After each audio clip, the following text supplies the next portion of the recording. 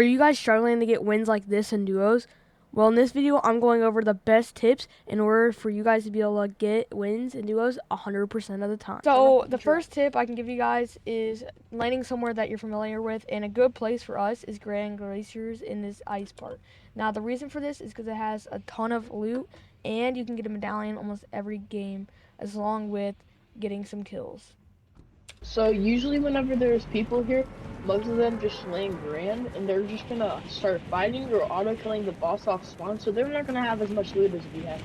Because we have our two main spots, which is right here, and we have the plane along with slurp barrels. So we can just easily dominate anybody who's in there. Now you want to have one duo land over there and one duo land here, and so there will be 2 chests here every time. Now, the reason you want to land here is because of the medallion, really. And in pubs, medallions are huge, and it doesn't really matter if you die off spawn because you can just hop back in another game with no consequence. The only thing, or the really good part about this place, too, is once you get a medallion, you're basically winning the games 100% of the time. And this is because you're going to have free health, and you can now gain health super easily. Barrels. And there's even more barrels here, and if you need gold, there's a safe that you guys can get as well. The only problem that I would say with this drop spot is if you look behind you, Avery, that's where the campsite is and where that hole in the ground is with all the hidden loot. That's the only downside, is that you could get beamed from up there if people decide to be weird and just go straight up there off the spawn. But most of that time it doesn't happen. Now, grapple blades are definitely the best source of transportation this season, and I definitely recommend carrying them because they will just get you out of very sticky situations and provide a good transportation. This is the least drop place with the medallion in the game because it does have the worst mythic, but that also makes it good because you can get the medallion a lot of the times without even having to fight anybody, meaning it's a 100% chance. Now, if there are kids up here, you can come down here and peek, and you can come over to where Bopper is and peek through this. So Bopper is copper. You're not getting res. So a lot of times people will camp down here, so you got to be very careful because this is the most camp vault. They can camp up here, and they can camp over here, and this is accessible from it spawns you over here, so people sometimes land over here, push over, and also try and kill you. So you gotta be careful. So they get the loot from that spot, and then they'll go through the Teenage Mutant Ninja Turtle thing, and then just camp vault because they're scared. Yes. For the AR, you're going to want to carry the Striker AR, but since I have the Mythic, it is probably a little bit better, so I'm going to stay with it. So the Iron Warrior is the best, or you can carry the Thunderburst instead of an AR. And for my case, I'm just going to carry an AR because I had the Mythic, but if I didn't have the Mythic, I would probably carry the Thunderburst since I do have a Grapple Blade. Now, for your shotgun, you're going to want to carry the Frenzy Auto, but I do have a green hammer, and there's nothing else good around here, so I'm just going to stick with the green hammer until I find an auto. But auto is definitely your best bet. The only thing better about the hammer is you are able to hit a little bit better pre-fires, but I don't think it's worth all the disadvantages, like everything that's better a part of the auto. Now, for your third slot, you're either going to want to carry a sniper or a grapple blade. If you guys can find a grapple blade, definitely carry that. Or it just depends on how you're feeling that day. If you guys are feeling good with the sniper, then you guys can use it. But if not, then I don't recommend using it at all. Now for heals, you're going to want to have the person with medallion carrying the big pots. So here you go. And you're going to want to have the person with not the medallion carrying minis and medkits. Now I'm going to go buy 3 up here, and we'll be set. Now, before you guys push, you're going to want to make sure you have mats because you don't want to be getting in a situation where you can't build, and then that's the reason you guys die. So always be checking at that. I have died lots of times in the past, but I'm starting to improve on looking at that number. So for your Frag loadout, I like to run 3 guns, which is the Sniper, the Frenzy Auto, and the Thunderburst SMG. Along with, since you're the Fragger, you should have the Medallion, so you should have 3 bigs, and then either Shockwaves or a Grapple Blade. If you can't find either of those, crash pads are okay. Just make sure you know how to go far with your crash pads, because without doing that, they're not very useful. A great part about this location is right after you can go get another medallion or forecast tower. So the good part about forecast tower is you can see future rings, and they're really easy to get and they're super useful. Because then you don't have to waste as much match and you know where the box drops. So me and Bopper feel confident enough right now, the W key, and hopefully get another a medallion, and this will really help me out. because then I can carry a medallion as well. And I'm going to drop my minis for 3 big pots as well, since we both will have a medallion. We're getting pushed from Right now, I'm behind, just Bopper. killing AIs. Oh, Yeah, we're going to okay. push. We're going to push right here. Yep.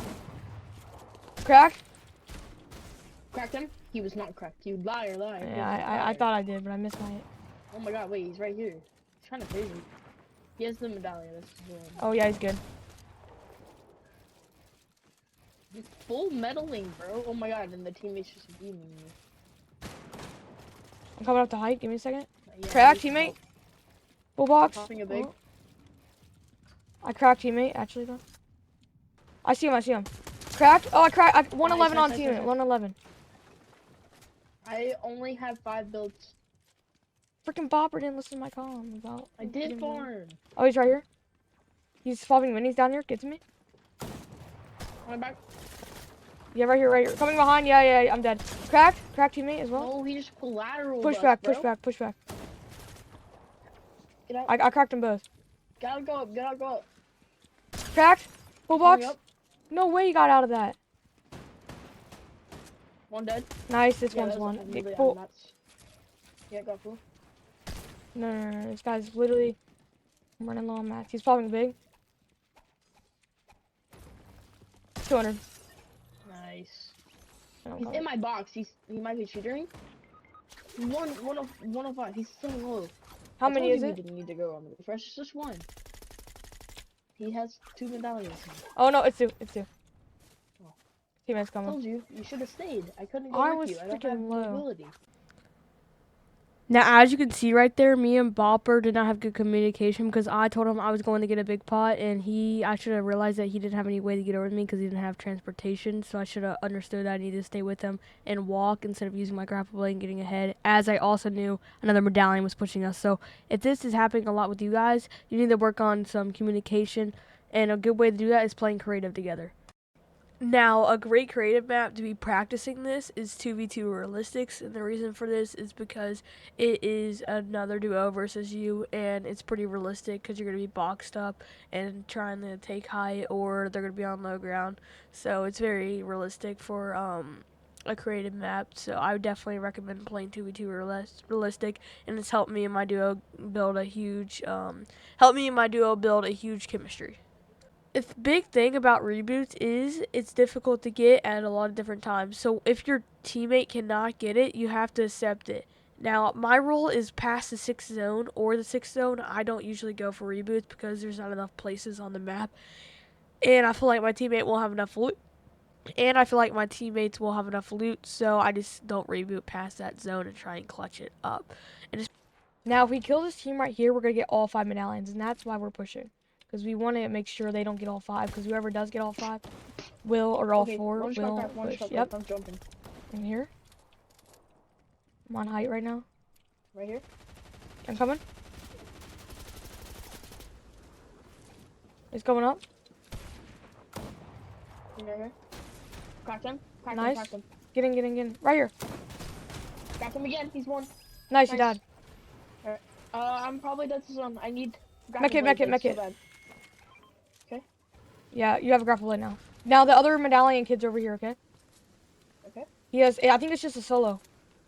Now, as you can see there, me and Bopper were talking the whole entire time. Whenever he was pushing, I was. So that's how we already improved that quick. And you guys need to be trying to do like how we just did. It's 32, but he has a lot of medallions, so we gotta be careful here. 3 big pots. Let's go. I'm getting up. I'm engaging up. Right here. Do you need mech kit? Here's mech kit. Yep, thank you. 20 dead. It's just this guy. Hold on. He's pushing. Walking him on, I'm pulling a big. Alright. He's a ball cracked. Dead. Let's go. Nice. Good stuff. Good job, Bop. Now, if this video did help you and your duo improve in any way, please consider leaving a like and subscribe. It'll help me out a ton. And comment down below that you made it this far. See ya.